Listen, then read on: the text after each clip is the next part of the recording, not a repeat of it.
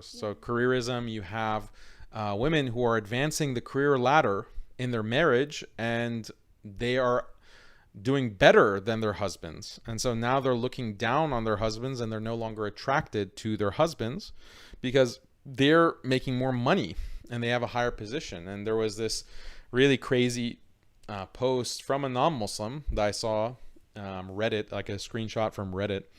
And it was a woman who was married to a plastic surgeon.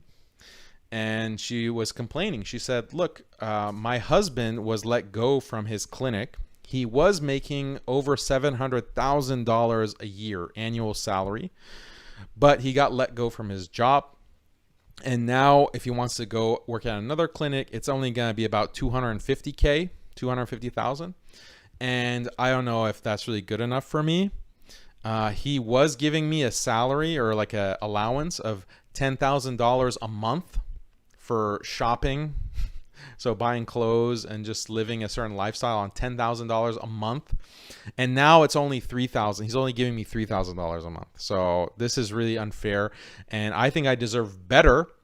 And if I look at my husband's colleagues, other plastic surgeons, they're making a lot more than he is. So why am I wasting time with this bum? This bum making 250K.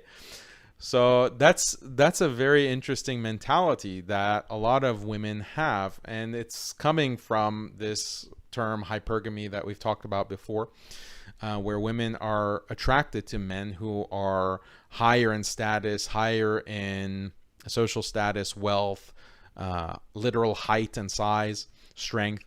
So this can be very damaging if you are married and your wife is advancing in her career and you're stagnant. She's going to start looking down on you. Maybe it won't be conscious, but it could be unconscious. Just like a man married to a wife might be less attracted to her if she gains 50 pounds or 100 pounds. He might not consciously say it, or he might not consciously think it or articulate it, but there can be a biological reaction that the man has, the husband has, to the weight gain of his wife. And similarly with a wife, biologically she's affected by her husband being less than her in status, or him losing status. So this has major implications for stability in a marriage when there's careerism involved, when your wife is actually out there working. And so those men, especially Muslim men, who they don't need the extra income. And in many cases, maybe most cases, you don't need the extra income for your wife to go work, but you're pushing her into the workplace because you want the extra cash, you want the dunya.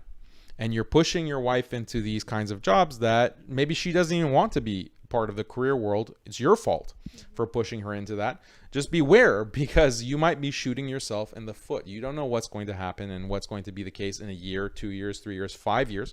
You might literally be leading to the destruction of your own marriage.